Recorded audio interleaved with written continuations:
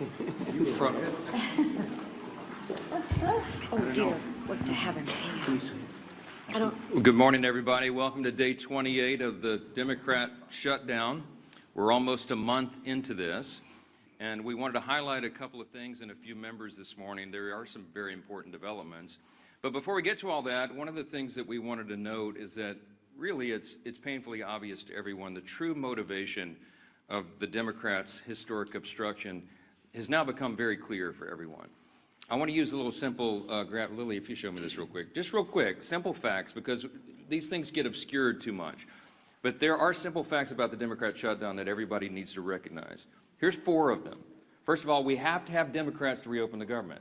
You know that in the Senate it requires 60 votes to break an impasse. Wait, hang it on, Lily, hold it real here. Keep it close to the podium. I want everybody to see this, okay? We're going to make it simple. I had my 15-year-old son and some of his friends were together over the weekend, and they wanted me to explain it to them as simply as possible. This is the little formulation, okay? Hey, fellas, remember from civics, you got to have 60 votes in the Senate. We only have 53 Republicans, so we must have Democrats to do it. The Democrats are out trying to claim that this is all on Republicans because we control the government. We don't control the Senate without 60 votes, so you have to have them. Now they've voted 13 times, those Senate Democrats, counting the House and the Senate together, they voted 13 times to keep the government closed. And what they're demanding as a ransom to reopen the government are some really crazy things. They want to restore $200 billion in health benefits paid for by U.S. taxpayers to illegal aliens and non-citizens. We can't do that. They want billions of dollars in wasteful programs to be returned to foreign countries for things that none of you would agree with. We are not going to do that. They want $500 million to go back to left-leaning news organizations, paid for by taxpayers. We can't do that. And then they want to cut $50 billion from the Rural Hospital Fund that Republicans got signed into law July 4th to prop up health care in red states and rural areas around the country. It's too important, but they want to take that away. They know that we can't do it. And now that they've begun to admit what this is all about, thanks, Lee, put another thing there. They're admitting what they're up to. Chuck Schumer said every day of the shutdown gets better for us, meaning the Democrat Party. And you know, we had the second-ranked Democrat in the House, the minority whip, who just said a few days ago, the end of last week, that we know that this is causing great pain for the American people, but we have to use this leverage. We don't have many times where we have leverage like this. And so they've shown you what the real motivation is. But ultimately, why are they doing all that? Let me summarize this really quickly, as simply as I can, for the civic students back home. Republicans are not demanding anything, literally nothing. All we want is to reopen the government. The Democrats are demanding all those things I just showed you on the chart, plus a lot more. When I say they want to send money to foreign countries, this is some of the things that they would propose that we spend money on again. They're demanding, this is a ransom to reopen the government. Things like $4 million for global LGBTQI plus awareness campaigns around the world. $4 million for the LGBTQI plus democracy grants in the Balkans. They want $2 million for feminist democratic principles projects in Africa. We're not doing that. But again, the question is why? Why? This sounds crazy. It is. Why would they do this? And what we saw on vivid display over the weekend was the re-emphasis of this fact. This is motivated purely out of fear. And what do we mean by that? You saw the Democratic leader in the House, Hakeem Jeffries, endorse Zohran Mamdani for mayor of New York City on Friday. It was an illustration of what we're facing here. The Democrats right now fear the far-left activists more than they fear air traffic controllers, Border Patrol agents, American service members, and so many others missing their paychecks. They fear the Marxist insurgents like Mamdani more than they fear families and children going hungry from lapsed benefits that keep food on their tables. They simply fear losing their own political positions next November if they don't appease the angry far-left base right now. And they will appease that base at any cost, no matter how much pain's inflicted. In fact, they've said in their own words, this gets better for us day by day. How does it get better? Because they're proving to the angry far-left base in their party that they will prioritize them over the American people. And simply put, it's the profound fear in the Democratic Party that drives this shutdown. It is not principle, it is not policy, it is certainly not concern for the constituents that they say that they want to represent. We know that because even their own constituents now are begging Democrats to stop the political games and reopen the government. Just yesterday, the largest union of federal workers, the very people that the Democrats claim that they fight for, came out publicly and urged the Democrats to join the Republicans in passing the House's very simple short-term funding bill. Also, yesterday, the National Air Traffic Controllers Association began to put up flyers in airports to explain the real danger that is being imposed for air travel, air safety in this country, highlighting what the Democrats are doing. So I just want to say this simply to our Democrat colleagues. You have an off-ramp now. You painted yourself into a corner, but here's your off-ramp. The unions, the largest unions are saying, please do this. You can claim that as cover and say that you had to do it. Reopen the government. Get it working for the people. It's our #1 priority and responsibility as members of Congress. But Senate Democrats have refused to do it for almost a month now. I've said it over and over, Republicans have done our job. We passed the clean short-term funding extension to keep the lights on and pay all these workers and our troops and fund programs like SNAP and WIC that Americans need and rely on. And in the meantime, Republicans have been working very hard around the clock every day of this Democrat shutdown to do our best to reduce the pain for our constituents. In our districts, we got a video running over here just showing some highlights of what all the House Republicans are doing and have been doing for the last few weeks. Out in their districts, they're trying to help Americans navigate the crisis that the Democrats have created with their selfish political decisions. Here's a few more examples this morning we wanted to highlight. In Montana, Congressman Troy Downing, these are all Republicans doing work back home. He's met directly with his TSA officers and air traffic controllers who continue to show up to work while Democrats keep the government closed. In New York, Congresswoman Nicole Maliotakis is working around the clock, hand in hand, for example, with her local national park officials to organize community cleanups and maintain our public lands, doing the work Democrats left behind as park rangers and visitors' staff remain furloughed under their shutdown. In Sullivan County, Indiana, and down in South Texas, you have Congressman Mark Messmer and Brian Babin. They've strategized with rural hospital leaders to ensure that these communities are able to access that $50 billion rural hospital fund, by the way, that the Democrats want to defund. It's the very funds that the Democrats worked hard to kill in their counterproposal to reopen the government. In South Carolina, Congresswoman Sherry Biggs has been meeting with her small business owners who continue to serve their communities, many of whom are already feeling the benefits from Republicans' work to deliver no tax on tips. We did that in the big, beautiful bill, the Working Families Tax Cut. It's a wildly popular measure that, by the way, every Democrat voted against. In Oregon, Congressman Cliff Bentz is meeting with his air traffic officials as they wait on Democrats to reopen the government and deliver the federal funds they need to expand that region's critical air travel infrastructure. And here in Washington, the work has gone on in earnest as well. People keep commenting to me, you look so tired on TV. I am so tired because we're not sleeping a lot. We're working overtime. Here in Washington, our House committees have continued to conference together and do all the work we can to ensure legislation is ready for the floor for action as soon as we get back to legislative session. The House also continues to carry out its essential oversight duties. And you'll be reporting on this all day, but the Oversight Chairman James Comer released a blockbuster report now on the Biden auto pen presidency.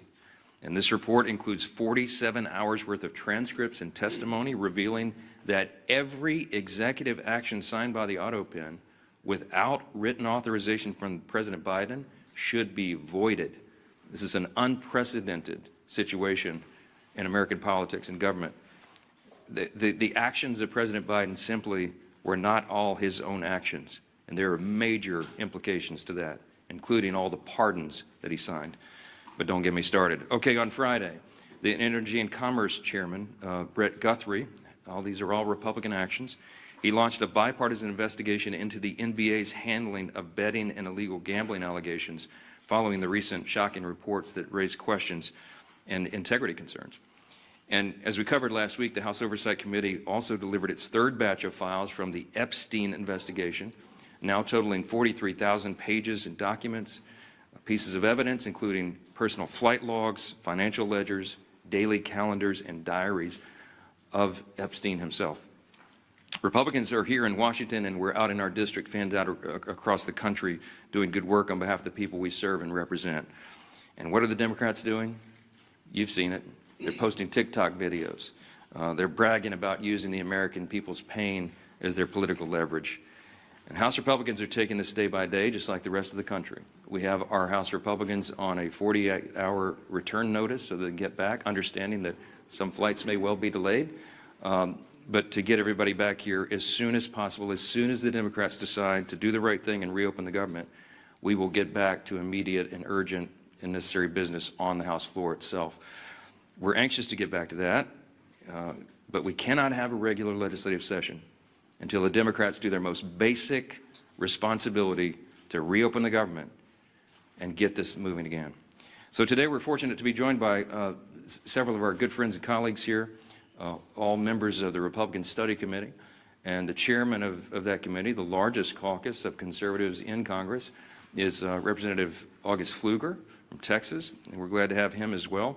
He's going to share a little bit about the reckless decision of the Democrats and what that means for military readiness and families all across this country. We are so grateful for these great members and their leadership. August will reference who's here, and then we'll take some questions. So, Chairman Pfluger. Thank you, Speaker. Sure. Speaker, you're doing a great job, and I think we all know that today's Democrat Party is not the party of JFK, who once famously said, "Ask not what your country can do for you, but what you can do for your country." Instead, today, Democrats under Schumer and Clark and Mondami are saying, "Ask not what you can do for your country, but who you can leverage for your radical agenda." Ask not what you can do for your country, but who you can leverage for your radical agenda. I'm August Pfluger. I'm chairman of the Republican Study Committee. We have some great members, including Burgess Owens, Stephanie Bice, Harriet Hageman, and Craig Goldman, who are with me. And, you know, it's really sad to think about what Catherine Clark said last week.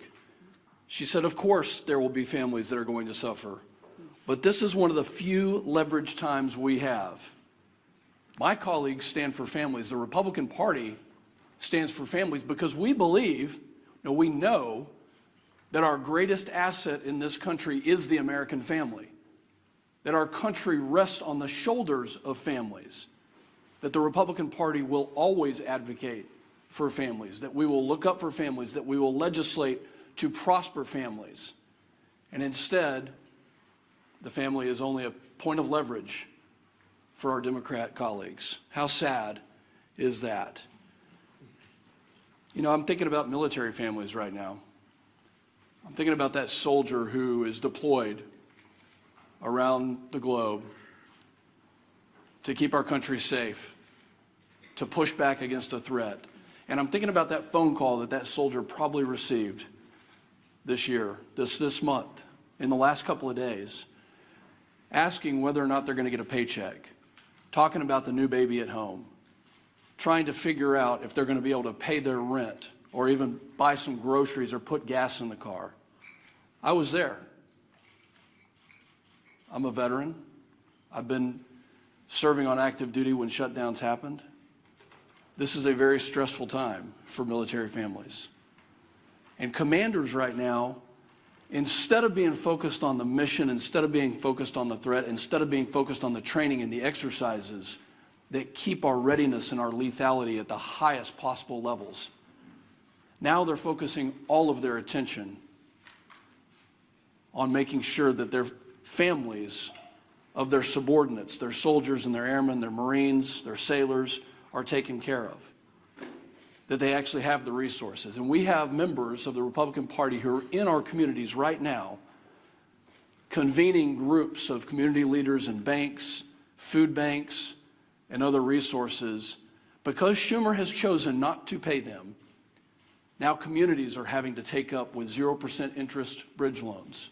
Now communities are having to defer those mortgage payments and those car payments. So where the Democrat Party is failing, our communities are succeeding because they know that the right thing to do is to fund and help in this time of need.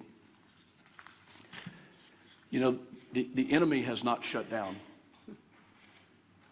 Our enemies around the world want us to be divided. I'm calling on my colleagues on the other side of the aisle who served in the military to do the right thing. We were there. We were there when Joe Biden and Nancy Pelosi put CRs on the floor, and guess what? We did the right thing. Multiple times we did the right thing. Where are my Democrat colleagues who served in uniform to stand up and rise above petty politics, to do the right thing?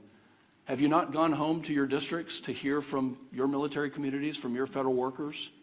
Have you not listened to your local communities telling you to stop the nonsense? No. You know what? They're not there. They're in New York City campaigning for Mondami. Maybe they've orchestrated this so that they had the time to go campaign for an outright socialist. Maybe this was orchestrated so they could go do that. No, this isn't the party of JFK anymore. This is the party of Schumer and Mondami, the party that bows to the radical left. I hope that everybody can see the split screen of what's happening in this country. The Speaker has so eloquently talked about the fact that Republicans are doing our job to take care of families, that over 13 times the Senate Republicans have voted to fund our military, to fund TSA, to make sure our Border Patrol can get paid and all federal workers can get paid. And Democrats continue to obstruct. I hope you can see the dichotomy between the two sides here. And I'm calling on Democrat members, especially those who served in the military, to do the right thing and to stop the nonsense. With that, I hand it over to my good friend, our leader, Mr. Steve Scalise. Thank you, Chairman Pfluger. Thank you for your service to our country, especially to all those men and women who are currently serving our nation, whether it be in the military, federal employees that are still working, showing up on their job, but because of Chuck Schumer and Democrats who have bowed to the socialist radicals in their party, those federal workers are not getting paid. We've talked up here for weeks now about some of those hardships, how it's going to affect people, and ultimately now how it is affecting people. Those impacts are now being felt. It's not hypothetical anymore. It's not some memo from a department laying out what might happen. We're starting to hear those stories. You can see, and our conference chair, Lisa McClain, has done a really good job of compiling a lot of the work that's being done by many of our colleagues. One of the reasons we're not meeting in session is because the Democrats shut down the government, but also because of that shutdown, our members are now busy in their districts mopping up a lot of the mess created by those Democrats because of the shutdown, the hardships it's created on families. And those are real hardships, and I applaud my colleagues who are in their districts trying to figure out ways to help people during this difficult time, working with food banks to get food to people who are missing SNAP benefits, WIC payments, military members who are not getting paid, but they're overseas, as Chairman Pfluger talked about. While their family's still here, those babies still have needs, and yet the paycheck's not coming in. Those bills are still due. And Democrats think this is some kind of game. Speakers talked about this over and over again, but what has their reaction been? Not figuring out a solution to get out of it, an off-ramp. It's doing stupid TikTok videos, making fun of this situation, thinking that the American people are leverage in their game to get some kind of unachievable goal, $1.5 trillion in new spending, $200 billion in taxpayer benefits for illegals, gutting $50 billion out of a health care fund for rural hospitals. And again, they try to claim it's about something else. Maybe it's about health care. Well, if it was about health care, they wouldn't be gutting $50 billion out of the rural health care fund. They wouldn't have fought, by the way, on the Senate floor months ago to remove a provision, the cost-sharing ratios, that would have lowered premiums on families by 11%. It was in our bill. We voted for it, passed out of the House. Democrats are still to this day bragging that they removed that provision from the bill that would have lowered premiums, health insurance premiums on families by 11%. And they want to talk about health care? Give me a break. Look at what they've done. They've wrecked the health care system. They fought to raise premiums on families. Democrats have over and over again, and now they're imposing real pain on American families with this shutdown. We've got some new numbers that have come in, and these are not good numbers, unfortunately. Reuters reported more than 2,700 flight delayed nationwide on Monday, and more than 8,600 flight delays just Sunday. 8,600 flight delays. Think of how many families were impacted. Every flight, well over 100 people on each one of those 8,600 flights that were delayed, all because Chuck Schumer and radical Democrats want to use American people as leverage. A Democrat aide said they won't concede short of, quote, planes falling out of the sky. Who are these people? Didn't they once care about this great nation and making it better? And now they think if a plane falls out of the sky, that's their leverage? For what? Goodness. Chuck Schumer, quote, every day gets better for us. Who is us? Because I can tell you who them are. The American people are sick and tired of Chuck Schumer and his friends thinking it's a better day for him when they are feeling more pain. Senator Coons, quote, the point of this shutdown is not just suffering for suffering's sake, but to make a point, as if suffering of the American people is not enough. We've heard, of course, over and over again, Catherine Clark, shutdowns are terrible. Of course, there will be families that are going to suffer, but it is one of the few leverage times we have. They keep saying over and over again, they know American people are suffering. They don't care. They want leverage for themselves. They want to show off to their radical socialist base.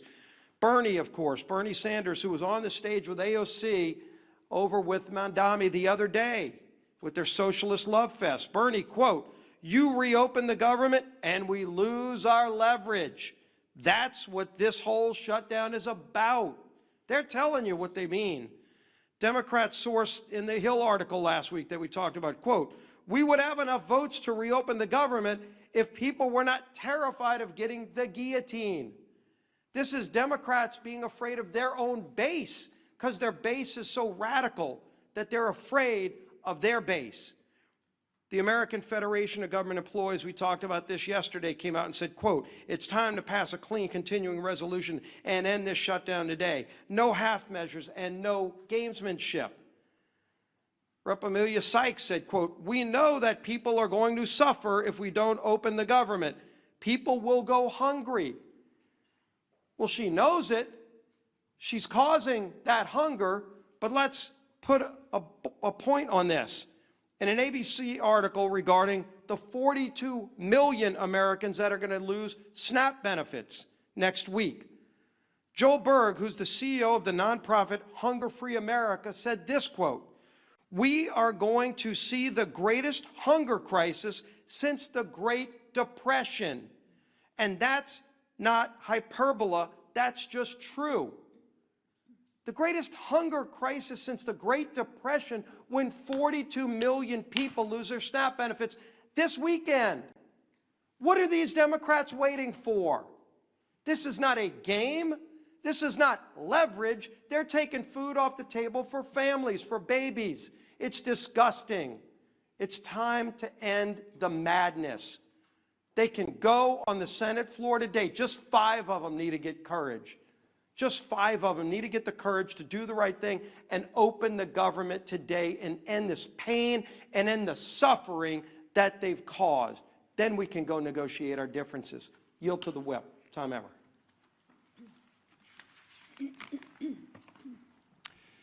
As has been mentioned, yesterday the largest federal workers union in the country, they represent 820,000 federal workers, released a statement calling on Democrats to stop playing political games, pass our clean CR, and reopen the government.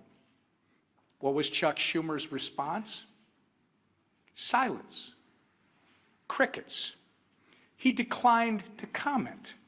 Meanwhile, millions of federal workers are reevaluating how to make ends meet. Air traffic controllers missed their first full paycheck today. Some are turning to food banks, as we've discussed, in order to feed their families.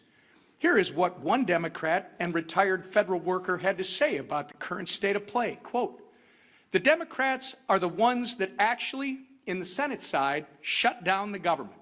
So they have to get together and stop holding Americans hostage.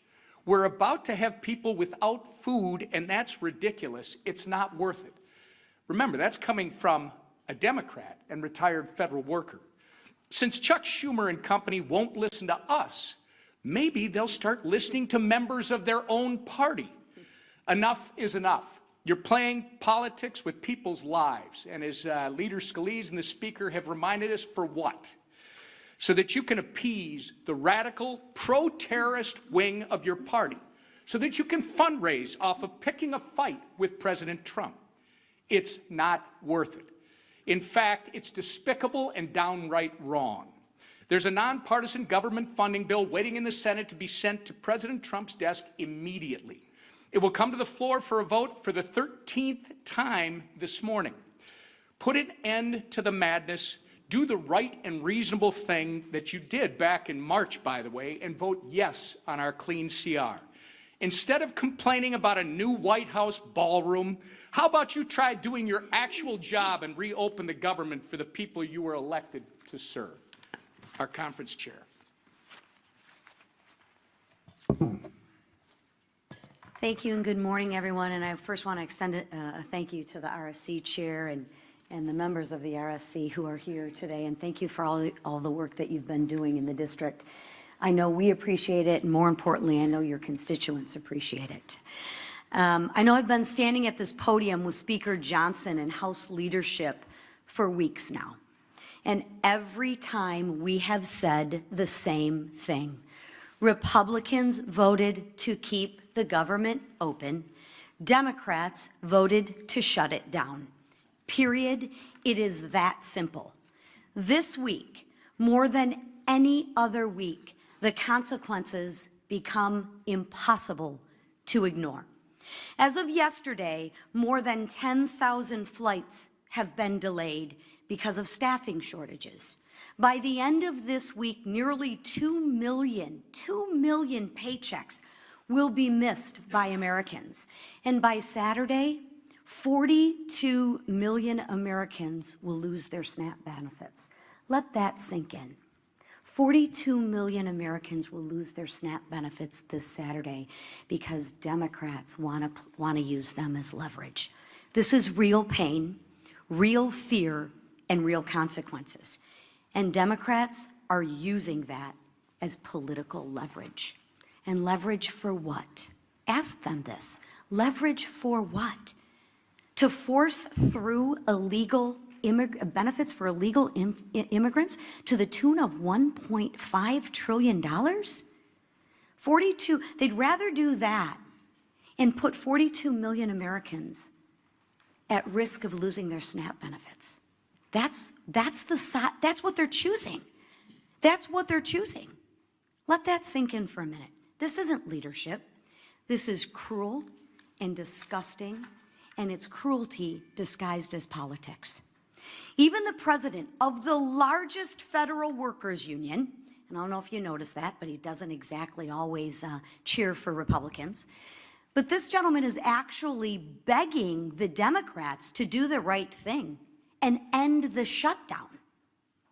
While Democrats posture in front of the cameras, Republicans are actually out in their districts working. Just take a look at the video that we've been playing all morning, right? Don't let the facts get in the way of the good story. Republicans, like the colleagues you see behind me, have been in their district working for the American people who are suffering from this Democratic Schumer-led shutdown. You will see Republicans volunteering at food banks, Republicans supporting rural hospitals, Republicans cleaning up national parks, and Republicans helping people in real ways. Republicans believe in solutions, not stunts. We believe in serving the American people, not using them. So while Democrats try to turn American hardship into political currency, Republicans are working to reopen the government, to restore paychecks, and bring stability back to American families. Because this isn't about leverage, it's about people. And we are here to serve. It's about time the Democrats remember who they serve. Thank you. All right, questions? Go ahead first. Go ahead. Earlier this week, President Trump floated running for president again in 2028. Are you comfortable with those comments? And you're a constitutional lawyer. Would that violate? Well, there is the 22nd Amendment. I spoke with the president about an hour ago. It's late in the evening in Japan. He's working around the clock, serving the American people. He doesn't stop. Talk about someone who works around the clock. And as Chairman Pfluger mentioned a moment ago, and as we've reiterated in here so many times, you're looking at the split screen because under President Trump, the Republican Party has delivered. I mean, you're talking about reducing taxes, reducing regulations, cutting fraud, waste, and abuse, ended the border crisis, ending the crime crisis, resolving conflicts, wars around the globe, and working on these amazing trade agreements. It's been a great run. But I think the President knows, and he and I have talked about the constrictions of the Constitution, as much as so many of the American people lament that. The Trump 2028 cap is one of the most popular that's ever been produced, and he has a good time with that, trolling the Democrats, whose hair is on fire about the very prospect. But I do believe that we've got 3 extraordinary years ahead of us, and the 2 years of the Trump administration are going to be an incredible thing. And I don't see a way to amend the Constitution because it takes about 10 years to do that, as you all know, to allow all the states to ratify what 2/3 of the House and 3/4 of the states would approve. So I don't see the path for that, but I can tell you that we are not going to take our foot off the gas pedal. We're going to deliver for the American people, and we've got a great run ahead of us. We'll have 4 strong years. Yes, second round. The White House was able to find funding for the military, for WIC, for farmers. Should the White House now be able to find some funding for the SNAP program if they've done it for all these other ones? They certainly tried. I mean, one of the reasons that this shutdown has not yet been as painful as it might otherwise have been is because the president is bent over backwards, the administration. Think of it this way. The White House, the executive branch in a shutdown, has a large control panel full of dials. Under the Obama administration, they turned those dials, the pain dials, to 10 immediately. You remember it was so egregious to us.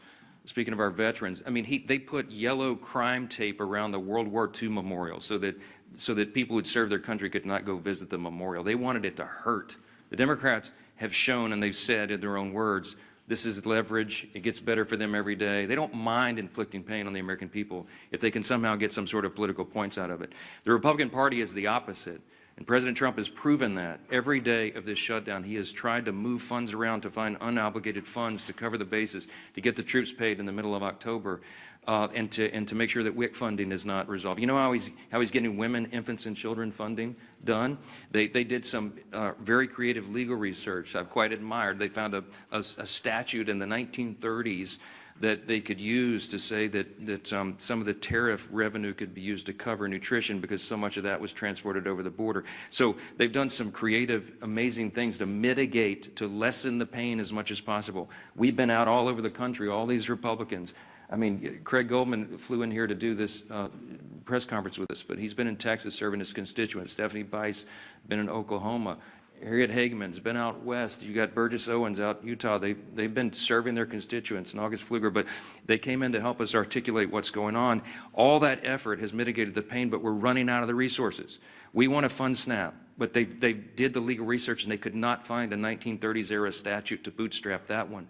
The contingency fund was approved by Congress, and when the Democrats voted against the CR, they voted against the ability of us to use that money. And so 42 million people are going to suffer because they're playing political games. There's nothing, the White House has run out of it. They have all the pain dials turned back to just a 0 or a 1 as best they can.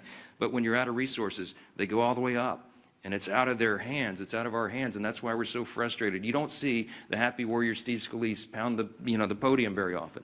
But we're angry about this, we're frustrated. We should be because it's wrong for the people, and all of you should be angry about it as well. And I know many of you are. Yeah, Ray.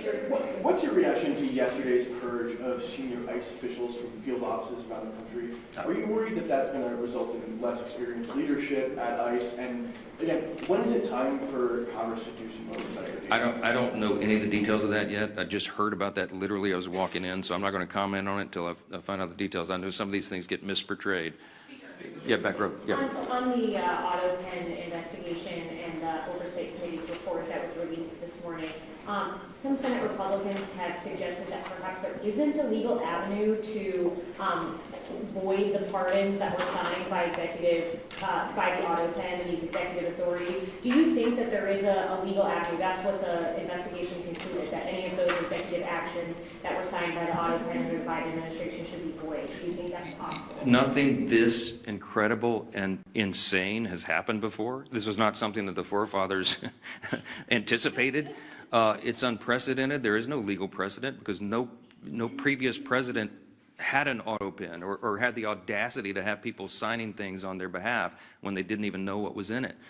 And so we're in uncharted waters as a nation. As we say up here all the time, we're so tired of making history. I just want normal times, normal Congress again. But the Biden administration was unprecedented in so many ways, and the president was checked out of his job for quite some time, and everybody knows it. And there was a cover-up. The people around him who were they would give him scripts to follow. They would point him literally in the direction, stand here, sir, wave like this. And he didn't know what he was signing. So there's all sorts of just incredible implications. It sounds like a terrible novel or something, but this is reality.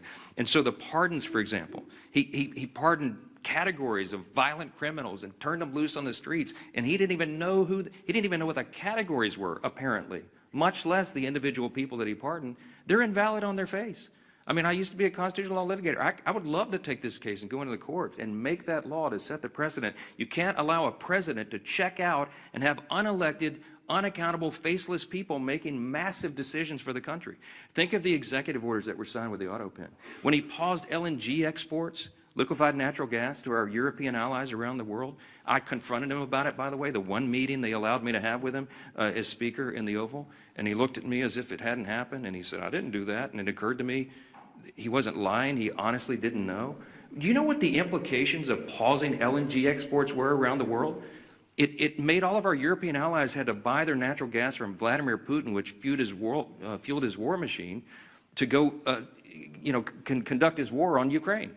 It destabilized our energy sector, and it had us step back 3 or 4 steps of energy dominance around the world. Thankfully, we're back now because we have a commander-in-chief who's fully in command and understands the necessity, energy policy being national security policy. I could go on and on and on in every category. Huge implications. What does it mean for us? How do you unwind it? I don't know. But it will be determined in the courts ultimately. And these are unprecedented cases of first impression, as we say, because it's never been tested before. But man, is it dangerous stuff. Front row. Because you win the boot game today. Go ahead. Norman, Your Honor. I'm curious, you guys, a lot of you were talking about the government unions demanding that Democrats reopen the government at this point.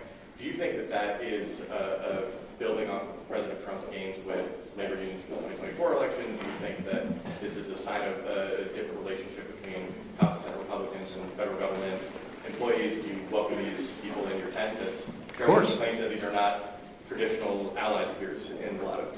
President Trump and the Republican Party achieved some very important historic things in the last election cycle. We had a true demographic shift in the election. We had a record number of Hispanic and Latino voters, for example, who came into the Republican Party, record number of African-American black voters, Jewish voters, union workers, young people, demographics that had not traditionally in recent years been with the Republican Party in large numbers. And they came to us not reluctantly, but with hopeful anticipation. Why? Because they wanted a return to common sense. And they saw what the other party had done to them with their terrible policies and their terrible ideas and the radical, woke, Marxist, progressive agenda, and they realized it didn't work for them. So they came to us and they said, can you do better? Well, we did. We have. And we passed the One Big Beautiful Bill, the Working Families Tax Cut, and all of our legislation and everything the President's done with executive orders, fulfilling his promises, are codifying those things and doing the rest of our legislative agenda, which is being held up right now because of this. We're delivering for those people. So it is not a surprise to me that union workers would come enthusiastically supporting common sense. What we're asking for here is common sense. They're supporting the party. They're supporting the president because they know who's working for the American people and who is not, who is causing and inflicting pain on the American people. The contrast has never been more clear. We say all the time, this is not your father's Democratic Party. I grew up in Louisiana. When I was a kid, I didn't even know a Republican. Literally, like everybody was Democrat. And, you know, they're the Southern Democrats, you know, conservative Democrats down in Louisiana. That party doesn't exist anymore. My grandfather would not recognize what this party has become. He would clearly, they'd all be Republicans because the Republicans stand on the side of common sense and working families, hardworking, middle class, lower class earners in the country. We drafted the working families tax cut to be geared for them, to help them. And we infused the legislation with all this pro-growth policies so that all boats will rise. People see that. They see the effects. Ideas have consequences, my friends. And the policies and ideas that are advanced by the Republican Party are right for America because they comport with our founding principles, and we stand on those principles to defend them. And by contrast, on the other side of the screen, they're going for communism and Marxism. Take your choice. Jake. You have the opinion that you're not interested in these one-off funding bills, SNAP, air traffic control. Is that still your view? We voted September 19th to fund every one of those priorities. And every Democrat in the House except one voted to not fund them. The Democrats are playing games. They put a few of the one-off bills on the floor, as you've seen in the last week or so. They put a bill to pay the troops and pay essential workers, and the Democrats voted it down. So it would be a futile legislative effort for us to do this again repetitively in the House and send it over there so Chuck Schumer and the gang can play games and spike it. It's a waste of our time. They need to vote for the clean, continuing, nonpartisan CR, turn the lights back on and get the country working again, and then we can resolve all the rest of the issues that were always on the calendar for the remainder of the year. I want to thank our Republican Study Committee colleagues for being here and standing in the gap for your constituents. All the Republicans out there, they're still at work. They're not even watching these press conferences because they're working for their constituents. Thanks for that. Appreciate it.